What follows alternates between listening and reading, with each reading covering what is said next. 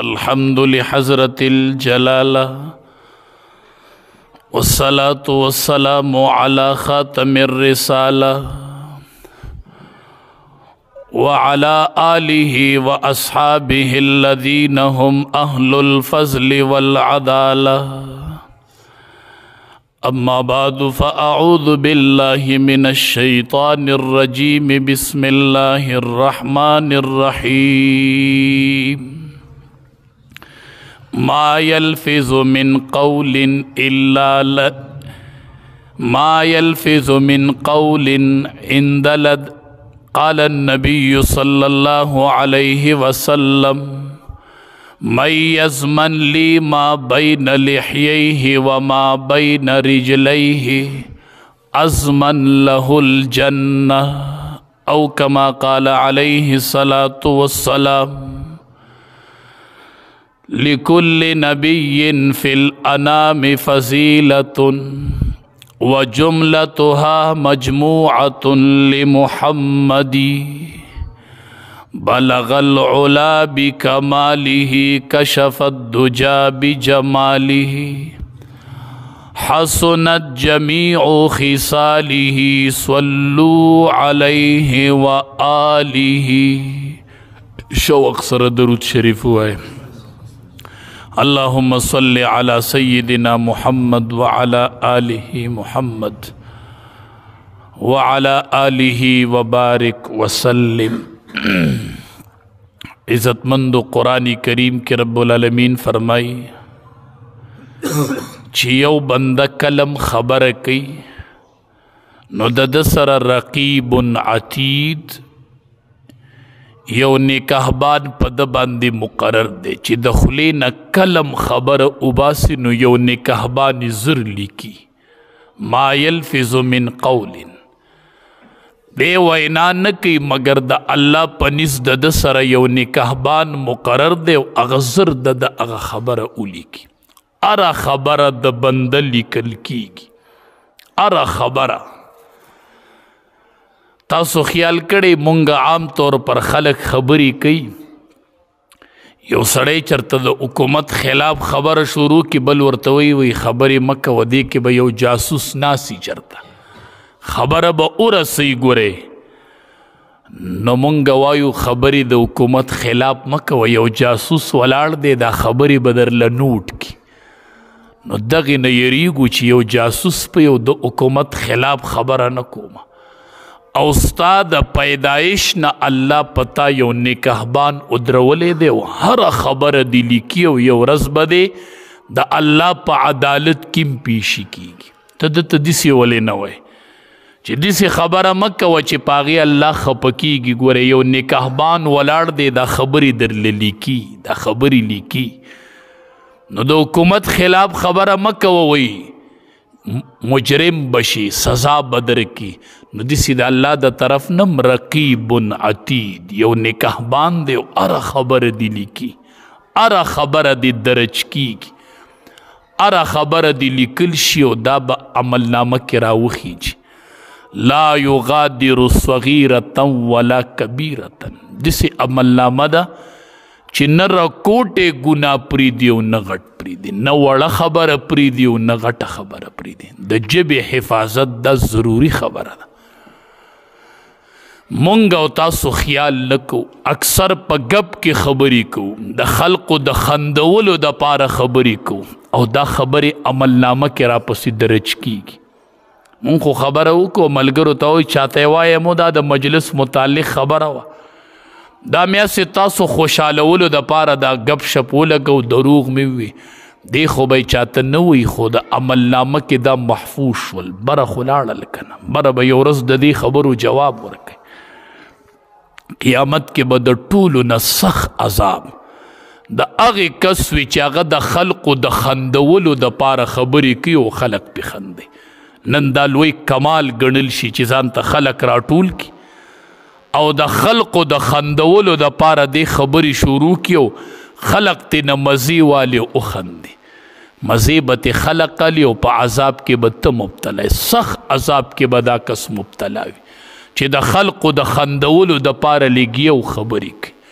د جبې ډیر حفاظت کو، ډیر یو نگهبان پی مقرر دی، دا را لیکي، دا هر خبر او هر وینا لیکي. د دواړو جهادو سردار فرمای من یضمن لی ما بین لحییه و ما بین رجلیه، مالک سوک د دوو سیزونو ضمانت راکې نو ازمن له الجنه، زبې د جنت ذمہواری. مالک سوک د دوو خبرو ذمہواری راکې نو ازمن له الجنه، زول د جنت ذمہداری ورکوم. د کوم دوو؟ ما بین لحییه و ما بین رجلیه، چې د دوو داړو د جامو په منځ کې چې کوم اندام دی د دې ذمہواری به راکوي، او ما بین رجلیه د دوو خپو منځ کې چې کوم شرمګاه دی د دې ذمہداری به راله راکوي، چې جبا او شرمګاه د دې به دې حفاظت کوي نو ازمن له الجنه، زما د طرف نه د جنت ذمہداری واله. خو د جبې حفاظت پکې، د جبې حفاظت پکې. حدیث مبارک کې راځي وي کله ناکله سړی یو خبره وکړي، د ته پته نه یو خبره وکړي هغه دې اړو ګناه نه ګڼي، خو د هغې په وجه دی د جهنم ویښ ته ورسېدو، دې خبر هم نه یوه کلمه به ووایي چېرته خبر به نه، بس مجلس کې شروع شي بیا په ځان نه پوهېږي، که هر څه ناروی وي، که هر څه وي، که په هر چا پورې مسخره وکړل، دی پی د جهنم ویخ ته ورسی او د ته پته نه، د ته پته نه. د دواړو جهانو سردار فرمای من سمت نجا، څوک چې چپ پاتې شو د نجات موندو. بس کم سړی چې خبرې ډېرې کوي د ده به خطایانې ډېرې شي، د ده به غلطۍ ډېرې شي، د ده به خطایانې ډېرې شي، د ده به خطایانې ډېرې شي، چې څوک خبرې ډېرې کوي. اکثر اوقاتو کې چپ اوسېږئ، چپ اوسېږئ اکثر اوقاتو کې. بس کوشش کوه خبرې ډېرې مه کوه، ځکه چې د څو پورې تا خبره نه ده کړې نو ته یې مالک یې، او چې خبره دې وکړه نو ته مملوک شوې، اوس دې دا خبره مالکه شوه، ته به اوس د دې تابع چلېږي، د خولې نه دې خبره وتې ده، اوس به دې دا خبره مالک یې او ته به دې پسې روان یې، او چې کړې دې نه ده نو ته مالک یې، او چې خبره دې وکړه نو ته مملوک شي، اوس با د ژبې نه دې ووتله، با اوس به ته د دې خبرې د لاندې چلېږي، او چې کړې دې نه ده نو خبره به ستا د لاندې چلېږي، چې څو پورې دې کړې نه ده. چپوالی دا ډېر د کمال صفت دی، چپوالی د کمال صفت دی. اکثر اوقاتو کې بس چپ اوسېږه، چپ چپ، ډېرې خبرې مه کوه، خبرې څومره ډېرېږي دومره به غلطۍ سیوا کېږي، دومره به در پسې عملنامه کې لیکل ډېر خیجي، نو چې ډېرې خبرې کوي. ها که د خیر خبره کوي نو ټیک ته، خو د خیر د خبرې نه علاوه ژبه کنټرول ساته دا لوی کمال دی، دا لویه بزرګي د ژبه کنټرول ساتل او ژبه محفوظ ساتل. د دې ژبې د لاسه ډېر خلق، ما تاسو ته وي نبی علیه السلام فرمایي د جهنم ویښ ته ورسي، ویښ ته د ژبې د نه ساتلو د وجې نه. نبی کریم صلی الله علیه وسلم صحابو تو فرمایل وی په دې دروازه چې کم کس ړومبی را داخل شو دا جنتی دی، وی ګوره ورته په دې دروازه چې څوک ړومبی را دنده شو دا جنتی دی، سی کوئ. صحابو چې قتل نو عبدالله ابن سلام رضی الله تعالی عنہ را دنده شو.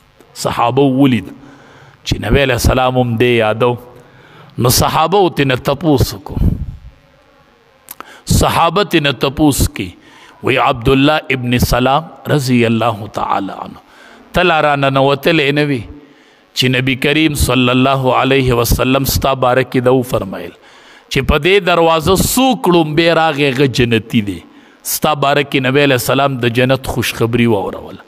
خود تا منگتو وائے چی تس عمل کئی، عمل دی سدے چی نبی علیہ السلام ستا بارکی ہوئی چی پدے دروازہ ڑم بے راغی دا بجنتی، ستا عمل سدے. عبداللہ ابن سلام رضی اللہ تعالی عنہ ورته وی زه خو ډیر کمزورې سړی یم، ضعیف، ډیر کمزورې یم، ډیر عجز فقیر سړی یم، زما خو سدي سه لوی عمل نشته. خدا نبی علیہ السلام چې ما بارک د جنت پیشنګوئی ورکړې ده، یو کار راکې دی امید لرم چې دا به دقه کاري. صحابه نه تپوس کې وي دا څه کار دی چې ستا باره کې نبی علیه السلام د جنت خوشخبري واورول.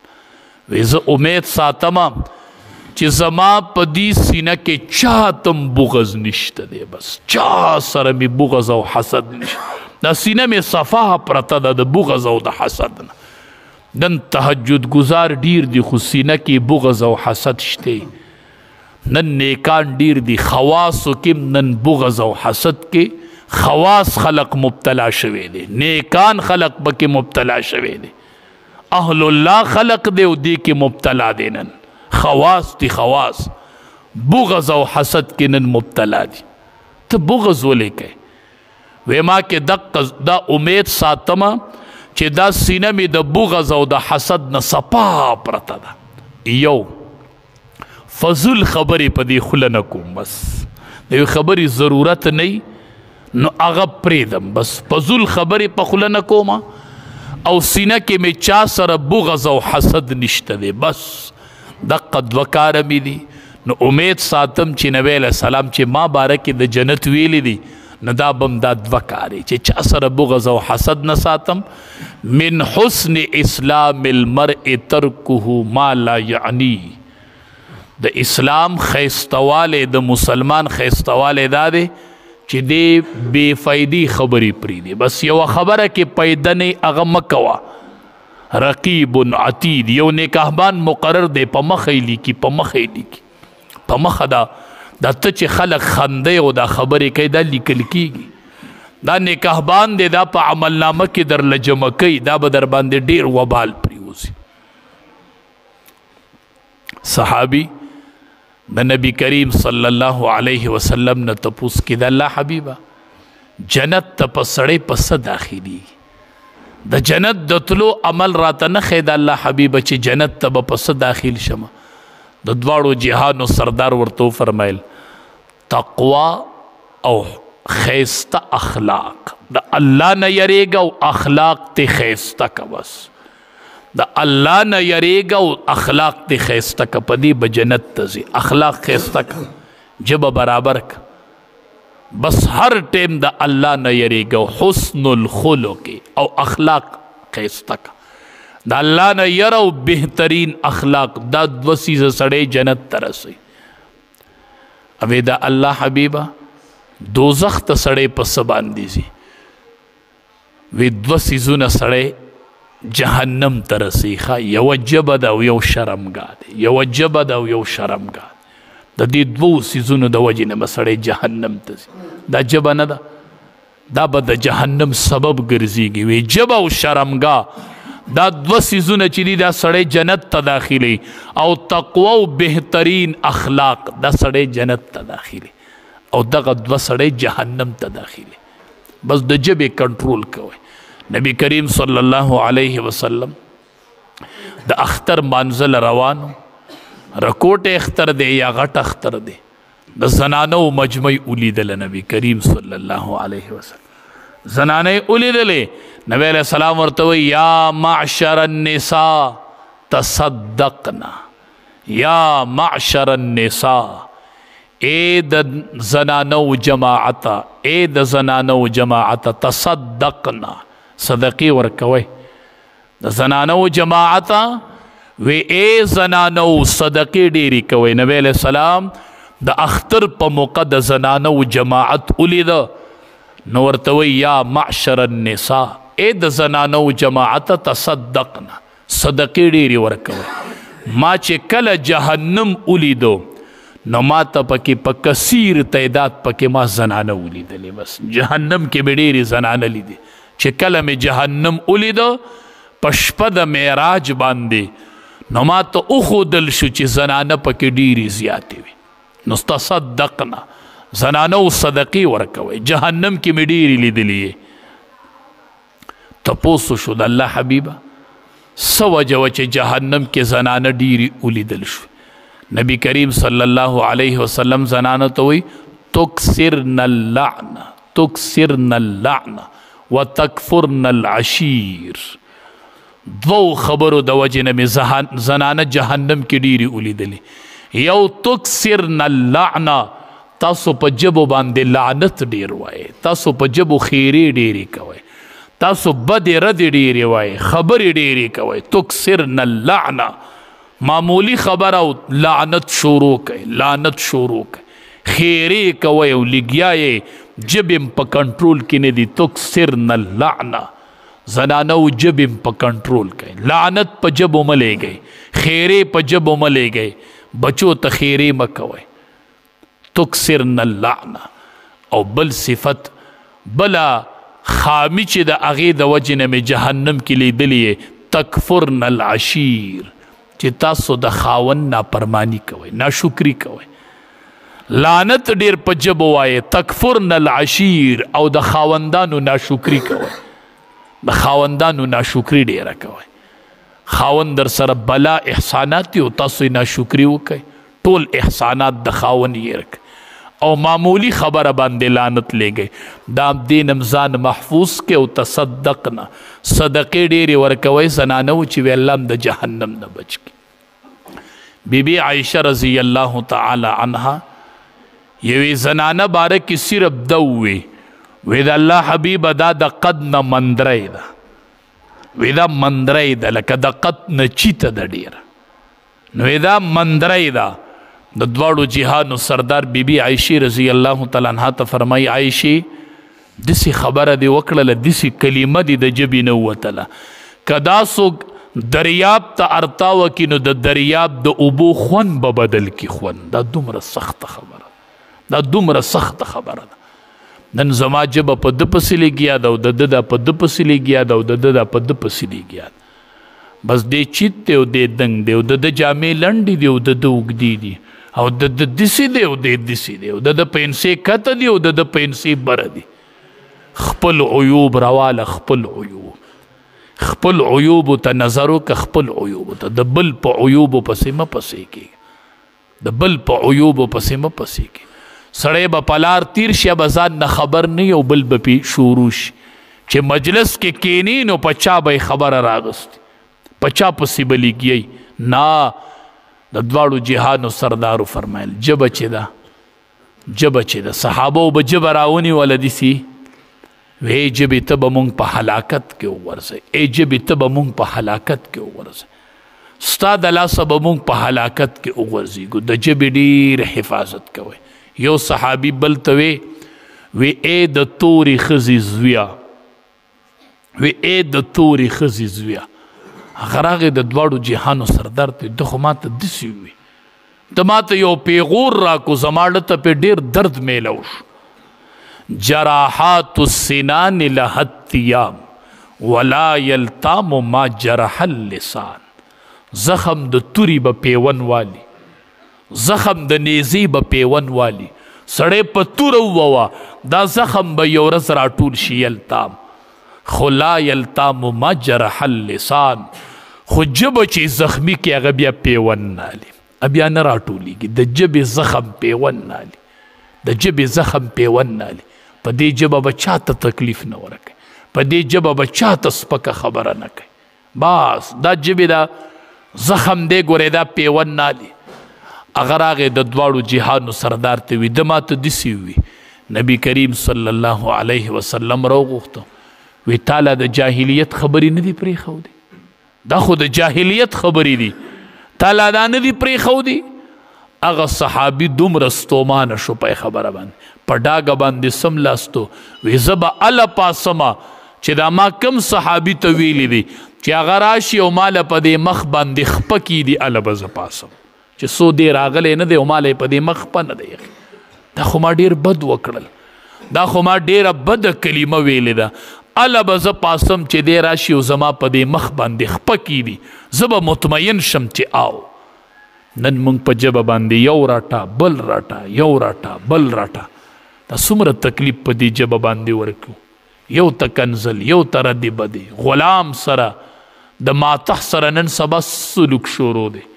افسر د نوکر سره څه کوي، خاوند د بیبي او د بچو سره څه کوي، د ماتخت خلقو سره نن څنګه سلوک روان، څنګه ناترسه ناترسه خبرې ورته کوي. دا غړه نه دی، دا غړه نه ماتېږي، د کېړه نشته دی که دا خبرې تا ته یو سړی وکړي د ژبې ډېر حفاظت کوو د ژبې ډېر حفاظت کوو د دې ژبې د لاسه ډېر نقصانونه کېږي او دا ژبه به محفوظ ساتو د دواړو جهانو سردار چې به ډېر چاته غوسه شو نو څه به وي مونږ چې غوسه شو نو الله اکبر سوایه بیا منه سوایه مه د دواړو جهانو سردار چې به چاته ډېر غوسه شو نبی کریم صلی الله علیه وسلم نو وی به ما له تریب جبینه وی هغه له څه شوي دي خدای دې دا تندې په خاورو کې ککړ کړي اکس په ورته مخامخ ناسو چې نبی علیه السلام به یې تنګ که که نه نبی علیه السلام به غوسه ورله وی ما له تریب جبینه ما له دله څه شوي دي وی خدای دې تندې په خاورو کې ککړ کړي نو کس په مخامخ ناسو نبی علیه السلام به وي دله څه شوي دي صیغه به د غایب استعمال کړه ما له ما لکه نه چې تا له څه شوي ما له مړه هغه له څه شوي دي خدای دې تندې په خاورو کې ککړ کړي او کس په مخامخ ناسو مونږ نن دا لوی جرأت کړو مخامخ مې ورته داسې ریسیخه مخامخ مې ورته ووې او لوی غیرت دې وکړو لوی غیرت دې وکړو مخامخ مې ورته خبرې وکړي چرې به نبی علیه السلام مخامخ سړی نه سپکو او خیره به یې څنګه کوله وی د دې خدای تندې په خاورو کې ککړ کړي نو یو طرف ته خیرم ده چې خدای دې ذلیل او خوار کا خو بل طرف ته دعام ده چې تندې دې خدای په خاورو کې ککړ کا یعنی الله دې درله د ډیرو سجدو توفیق درکړي چې په مخه الله ته سجدې لګوي په مخه دا تندې په مخه دې دا تندې په خاوره باندې لګي انس رضی الله تعالی عنه فرمائی وی خدمت رسول الله صلی الله علیه وسلم 10 سنین ما د نبی علیہ الصلوۃ والسلام 10 کال خدمت کړي دي 10 کال په 10 کال کې تنه ما دا نه دی اوریدلی چې انسا دا کار دی ولی دسی کړي دي او دا دی ولی نه دی کړي 10 کال ما خدمت کړي 10 کال ما دی جبی نه چرته دسی نه دی 10 کال دا لګه مده نه ده ښه 10 کال ور سره پاتې شوی یم خو 10 کال کې چې چرته ما دسی خبره نه ده اوریدل ما ته چرته دسی خبره نه ده ما ته ادام نه دی ویلی چې دا کار دی ولی دسی نه دی کړي دا دی ولی دسی کړي دی 10 کال می خدمت کړي دی یو ورځ ما ته وای انسا پلان کی کار پسې ورشه دا د نبی علیه السلام خادم و ښه مور یې راوسره کوټې وی هادا خویدی موکه الله حبیب دا مې دله درکو دا د خادم شو ښه دا به ستا خادم یې خو دعا ورته وکړه ډېرې بختورې میندې وي وی خادم دې شو خو فدع الله دعا ورته وکړه که نه نبی علیه السلام دعا وکړله وی خدایه په مال او په جان او په عمر کې برکت ور واچوه نو د نبی علیه السلام خو دعا ونه د خلقو باغونو به کار کې یو ځل میوه کول او د انس رضی الله تعالی عنه به 2 کاله کول 2 پیرې په کال کې به 2 ځله میوه کول نبی علیه السلام دعا کړې وه د مال او د الواد دعایم کړې وه نو دی لا ژوندی و چې خاندان یې د 100 نه واوړېدو خپل نسل د 100 نه با واوړېد د نبی علیه السلام دعا کړې وه نو چې خاندان یې د 100 نه وړېد نو عمر به هم ډېر و که نه نو عمر هم ډېر او مال هم ډېر او اولاد هم ډېر دا نبی علیه السلام دعا کړې وه مور یې ورته وی ها دا خویدي مو که دا یو خادم ګوټی دی د الله حبیب دته دعا وکړه او دی به ستا خدمت کوي وی ما ته یو ورځ ووي نبی علیه الصلاۃ والسلام چې انسه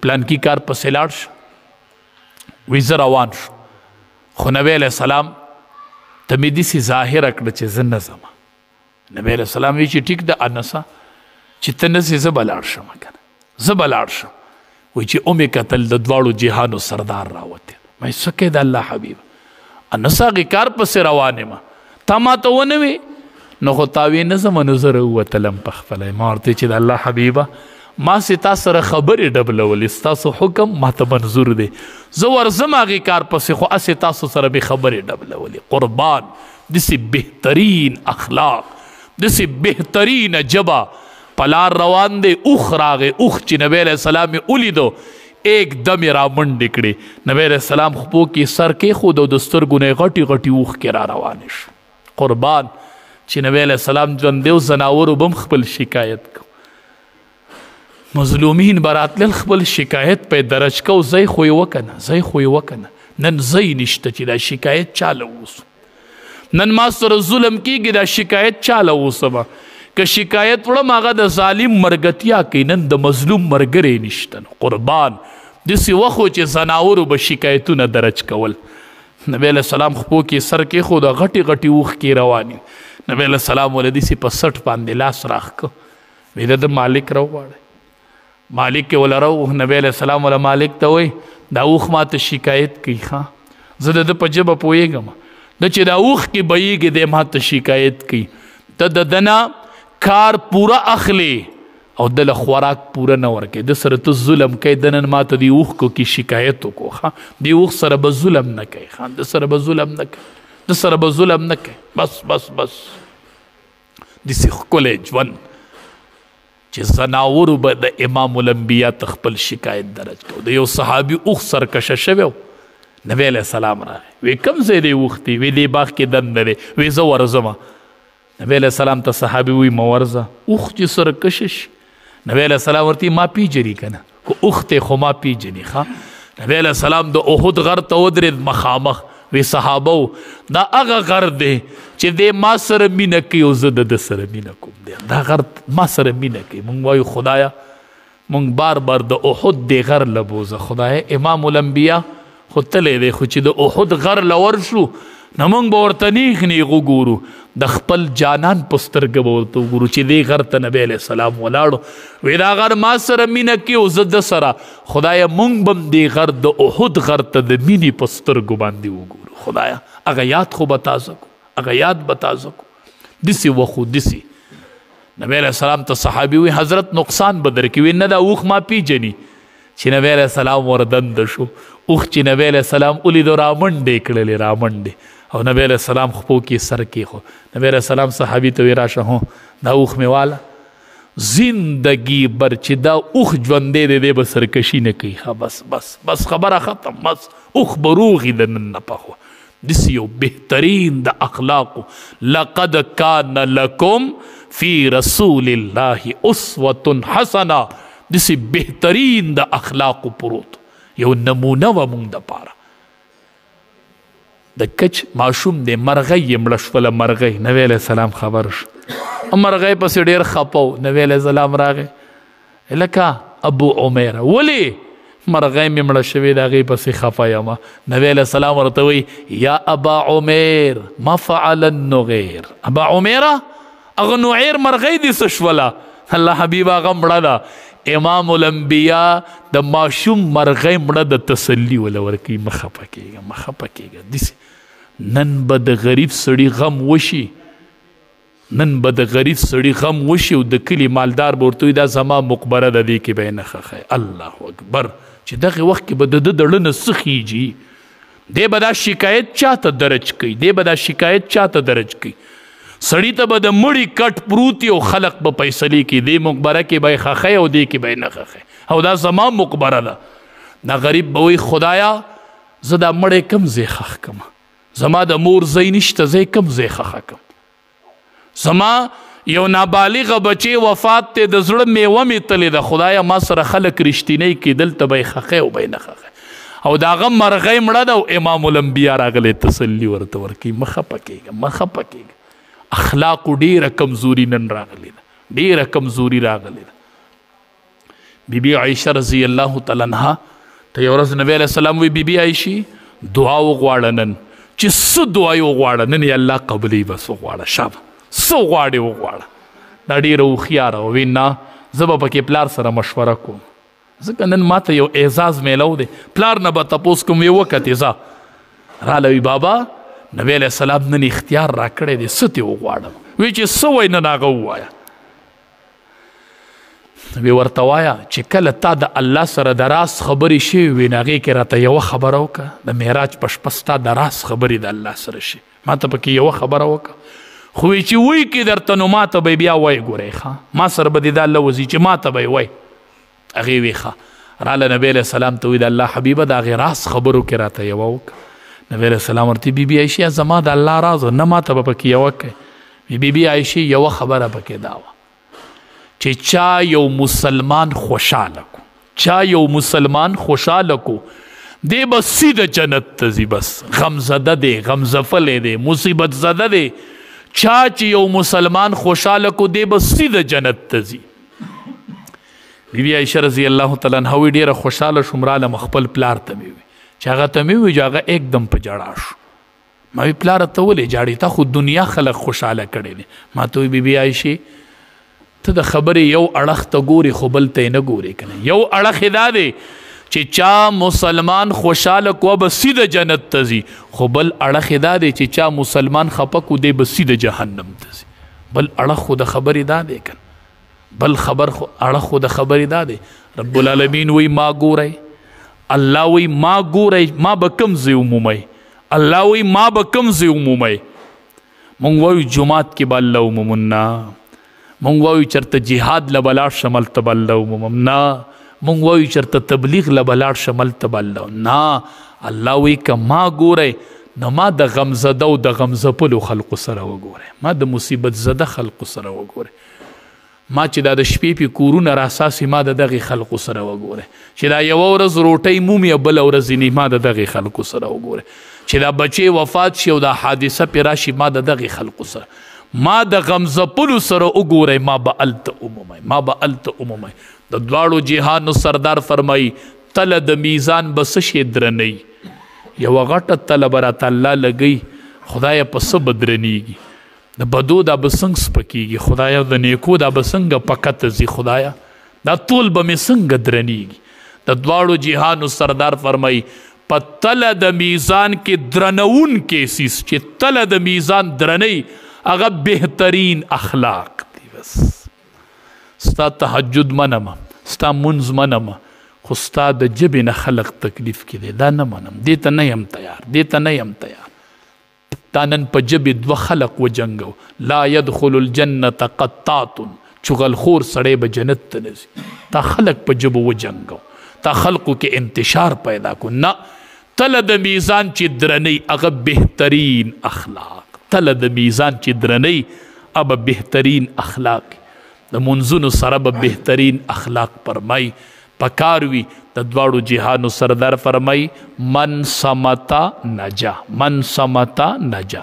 څوک چې اکثر اوقاتو کې چپ پاتې شو دی به نجات مومي. بس خلک خبرې شروع کوي، د چا غیبت رالی، بس ته چپ کېږه، زه به دې ځای نه پاسم، بس زه نشم برداشت کولی. تاسو د عالم بد وایي، زه دې ځای کې نه کښېنم، بس پاسه تې زه زه در سره نه کښېنم، ځان لی وایه زه در نه لاړم، زه در نه لاړم، زه لاړم، زه دې ته نه یم تیار، زه دا په غوږونو نه اورمه.